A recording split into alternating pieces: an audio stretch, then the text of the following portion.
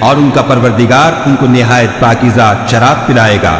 یہ تمہارا صلہ ہے اور تمہاری کوشش خدا کے ہاں مقبول ہوئی۔ اے محمد صلی اللہ علیہ وآلہ وسلم، ہم نے تم پر قرآن آہستہ آہستہ نازل کیا ہے، تو اپنے پروردگار کے حکم کے مطابق صبر کیے رہو اور ان لوگوں میں سے کسی بد عمل اور ناشکرے کا کہا نہ مانو، اور صبح و شام اپنے پروردگار کا نام لیتے رہو، اور رات کو بڑی رات تک اس کے آگے سجدے کرو اور اس کی پاکی بیان کرتے رہو۔